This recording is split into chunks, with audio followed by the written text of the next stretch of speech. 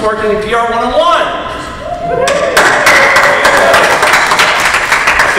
Now I can start. Now I know what it's about. Now, thank you guys so much for coming out to this panel. Appreciate it. We got a good crowd today. That's awesome. First off, since this is about indie comics marketing and PR, how many people have a Twitter account here? How many people actively use their Twitter on their phones? Okay, so what I'd like for you to do is to tweet that I'm at the Indie Comics Marketing panel. It's awesome. It's in room A20B3. What's the hashtag? You're good with hashtags, Jeremy. What do we usually do? Oh, Indie Comics 101. Yeah, Indie Comics 101 hashtag. Okay, and are you guys doing it? Who's doing it right now? Raise their hand. Yes. And you're all saying it's awesome, right? Yeah, it's awesome. Yeah. Hashtag awesome. That's the first lesson in Indie Comics Marketing 101, be aggressive and shameless. Or is that 2 lessons? So before I introduce the people on the dais who are with me, I'm Chip Mosier. I am VP of Marketing PR, Comixology, which is a digital comics company, and before that I did marketing and PR for Boom Studios for 4 years, and been kicking around the comics industry since I was a little teenager. So might have wrote some press releases for Shane Wheeler when he created Too Much Coffee Man in the early 90s. Maybe not. So how many people are trying to promote their comic books, trying to market and promote their comic books? So, and would you guys consider yourselves creators? Awesome. And then how many people want to get into the business side of marketing and PR for comics? Oh, that's great. That's great. And who the hell are the rest of you? Okay, that's good enough. That's good enough. So to my furthest left is an empty chair. Right. And then there's Dirk. Dirk Wood. Introduce yourself, buddy. I'm Dirk Wood. I am the VP of Marketing at IDW. I worked at Dark Horse Comics with possibly this guy for about 15 years before that. But I've been at IDW for about 3 years almost now, which is crazy. 3 years? 3 years. Wow! I know. It feels like 7, but it's 3 years. And love being there. Love doing these panels with you, Chip. I love being with you. Thank you. My name is Jeremy Atkins. I'm the Director of Public Relations for Dark Horse. I am in my 10th year with Dark Horse. Prior to that, I worked in actually music, doing PR and advertising.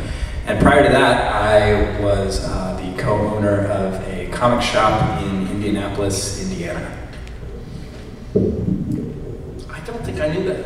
Really? No. Bags and boards. Bags and boards. It was comic books and skateboards, and it was called Bags and Boards. Because when you're in marketing, you come up with things that are wittier on paper and in your mind than they are when they're on a sign. Did most people think it was like bags and boards, like comics? Bags and boards and Just bags and boards. Yeah. Yeah. How'd the show? Okay. Anyway, we'll talk about that later. That's awesome. And then to my right, we have a special guest today that's not listed in the booklet. I'm Hunter Goranson. I'm the Marketing and Communications Manager at Valiant Entertainment, where I've been for about 2 years, working on books like Exo Manowar, Archer Armstrong, and Harbinger, and a few more. Before that, I worked in the Sales Communications Department at Marvel, doing stuff much along the same lines, public relations and marketing. And before that, I was a reporter in my hometown of Washington, D.C., covering the City Council and Mayor's office. I didn't know that either. I'm learning things. I've known these guys for years. I'm learning things every day. Mel, can you stop tweeting? You guys are going to hate my story because I did not go to school for marketing and communications. I went to school for journalism. And I started out as a writer and editor. I used to work for Wizard magazine. I worked there for 7 years. And when that went away, Matt Hawkins, president of Top Cow, called me up and said, how would you like to be my marketing guy? And I said, man, I don't know anything about marketing. And he goes, don't worry.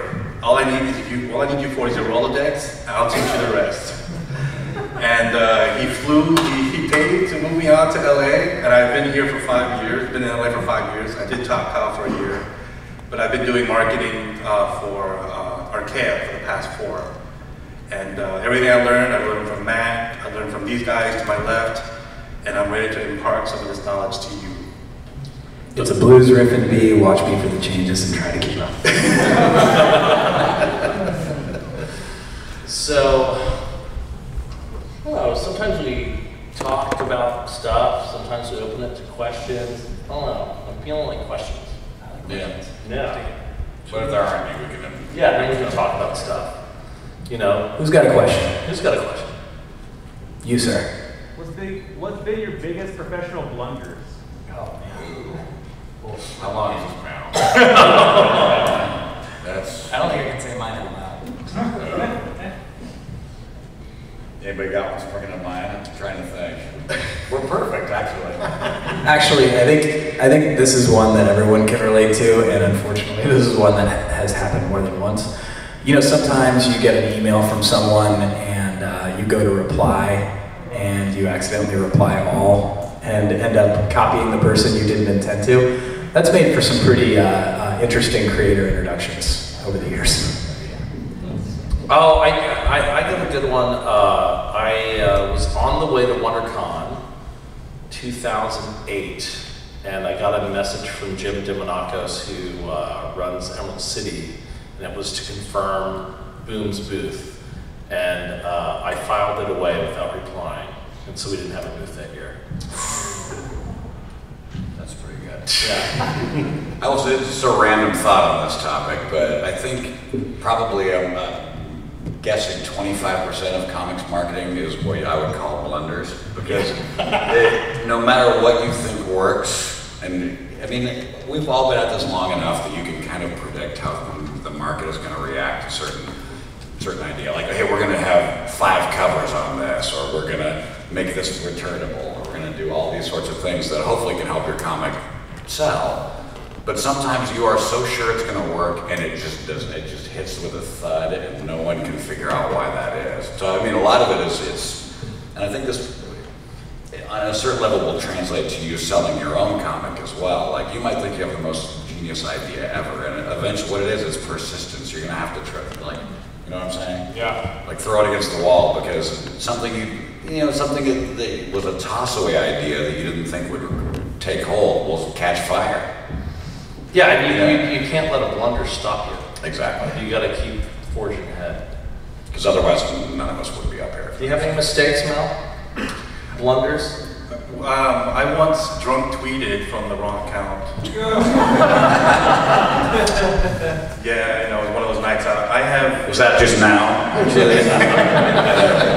You know how you have like TweetDeck or Seismic, and you have multiple accounts and you just toggle between the accounts?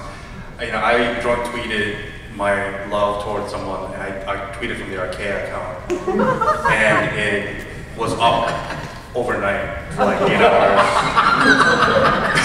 But how many new followers did your love get? I was wondering why she didn't respond. I was like, why didn't you respond? She goes, I didn't get a tweet from you. I got a tweet from Archaea, though. I was like, this is weird. Archaea loves me in a special way. Hunter, what about you? I think that typos in press releases are, epidemic almost. Oh, yeah. It always pays to have a close friend, a confidant, a small army of interns to double check, triple check, and then quadruple check everything that you send out to the public. My personal Achilles heel is it's with an apostrophe. Yeah, Mark Wade, when I was at Boom, Mark Wade just like stormed my office and just looked at me and just shake. And I'm like, did I do it again? Like, yes.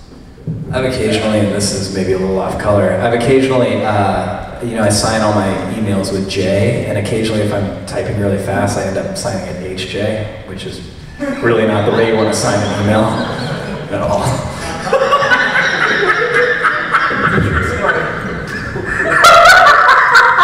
How about another question?